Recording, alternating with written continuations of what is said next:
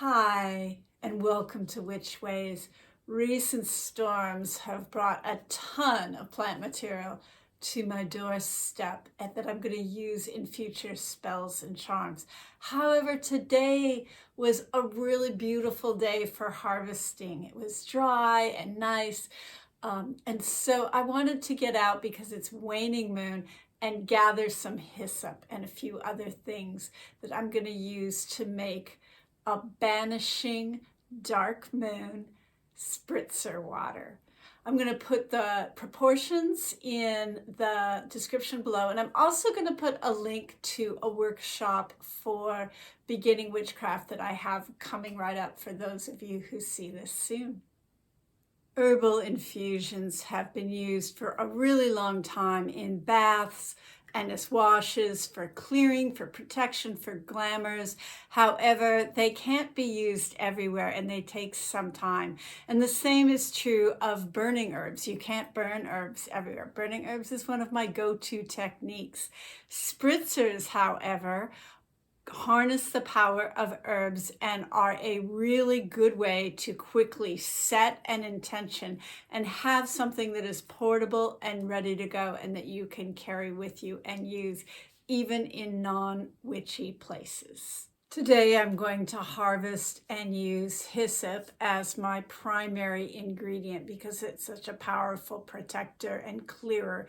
But before I even got started harvesting, this little guy showed up. I was trying to work really quickly and get some footage shot of my hyssop plant and the harvesting before construction started down the street and started rattling the ground. I was rushing it a bit, and I think he just showed up because magic is everywhere, and I really heard that I needed to take my time and let the plants know what I was doing with them, which is usually my go-to. But I was just a bit of a rush this morning. And that little guy got all up in the business of my harvesting and just kind of put a stop until I slowed down and paid attention. Hyssop is a strong herb that you can use without it being harsh or toxic in any way, and it is associated with both fire and the planet Jupiter, and those two associations give it a really strong transformation and expansive energy that carries over into whatever you use it with. There is debate and a lot of doubt about whether the ancient text in Greek and early Christian literature refer to the hyssop that we grow today, or whether it was a blend of closely related aromatic herbs used instead. However, I do use hyssop and I like it, and I know a lot of witches do, and I find it very powerful. Names have power, and the associations we have with a particular name let the plant know how it can show up when it's working with us, because they're pretty flexible. Hyssop is very strongly protective. As I mentioned, it's used primarily to clear, cleanse, and protect space. It also has some medicinal uses. And if you don't have hyssop or can't find it, you can substitute dried rosemary, which is available at any grocery store. If I was harvesting this plant for medicinal uses, I would have harvested it before or during bloom and just taken the top 4 or 5 inches.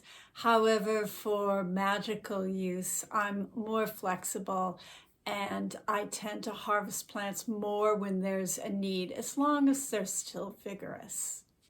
There are a lot of ways to make spritzers, and none of them are right or wrong. It's just all about personal preference and what works for you. So use your own sense and intuition in terms of how you create this.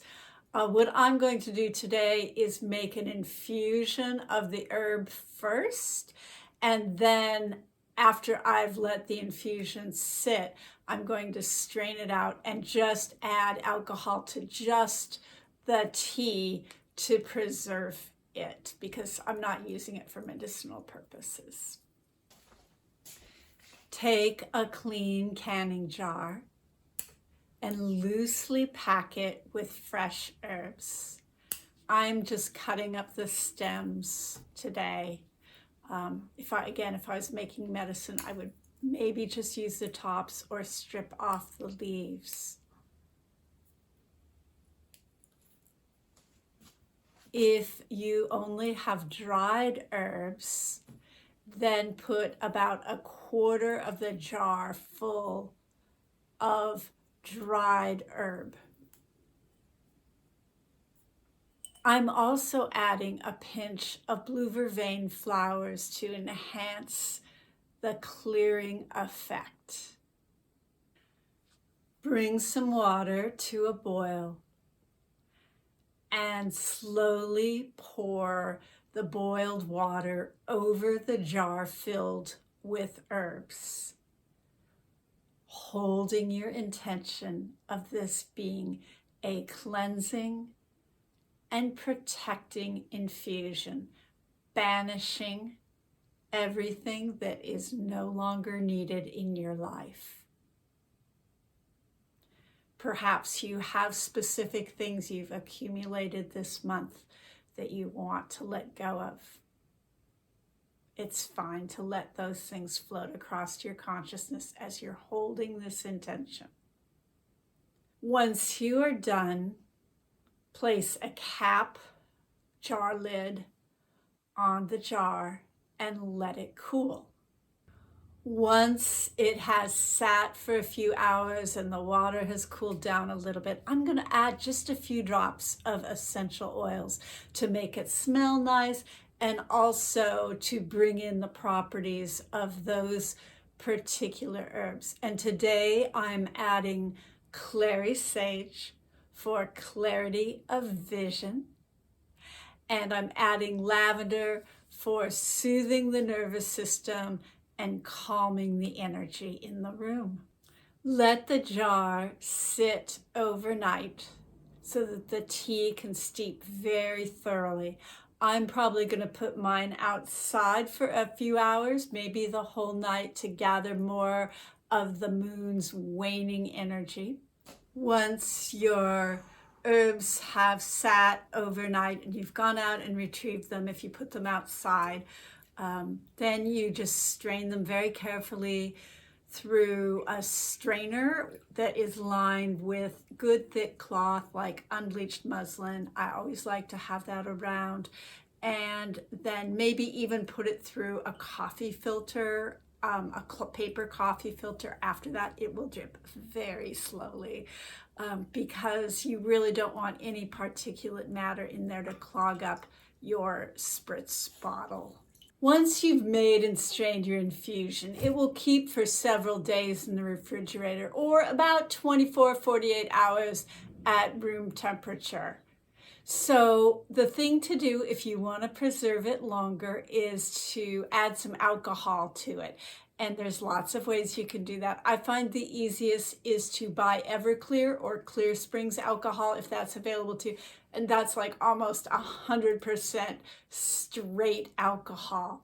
And so you just want to add enough to your tea that it is about 25 to 30% alcohol. You can go a little more, you can go a little less. And so the way that I do that is for every 3/4 cup of blend of the wash, you add 1/4 cup of the Everclear.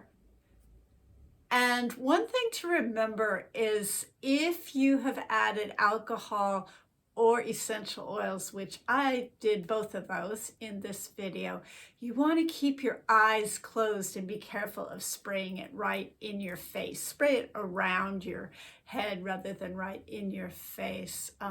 Your eyes aren't going to like the addition of alcohol or essential oils in them. I've made this on the waning moon to call on the waning moon's ability to release and clear what it is that we don't need.